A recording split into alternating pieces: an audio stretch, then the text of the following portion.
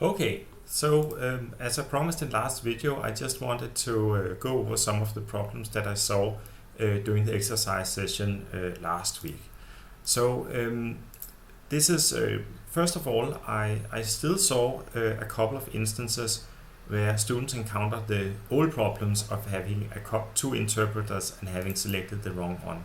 So if I open a Python file like this, and it can be any file, this is one from last week, then you'll see here in the bottom that it says which version of Python I'm using right now. And if I do mouse over, I can actually see the path to this particular Python.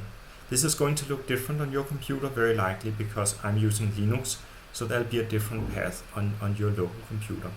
You can also see the version number, so this is Python 3.11, which is the most recent version of Python.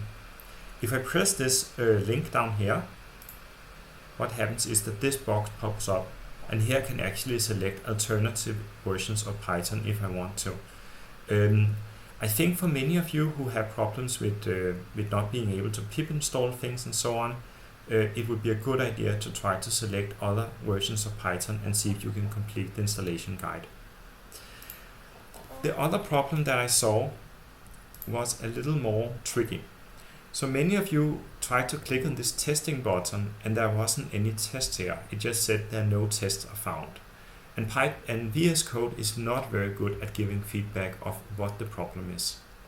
So the problem in these instances are that if I go over to the Explorer here, you can see that at the very top I have the students directory. This is the directory that I downloaded.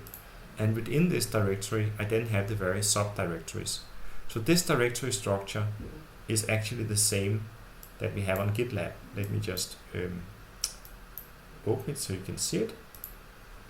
So here's the course web page, and now I click here on the source repository, where we have a copy of all the code, and you can see that this is actually the same directory structure that we have here. So it's the directory structure you were supposed to download.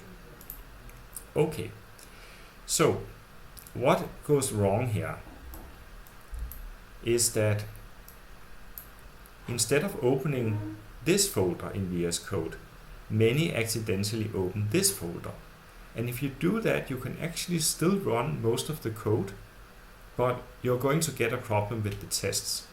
And that's because VS Code, if you open this folder in VS Code, it cannot see this other strangely named folder, which happen to contain some configuration files. And VS Code needs those files in order to sort of know what tests are and where it should look for them. So that's just the way it works, and it's a little unfortunate. It's very easy to fix.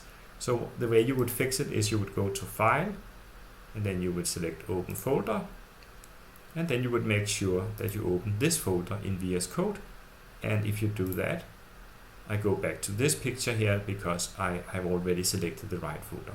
So that is how you eventually can see the tests.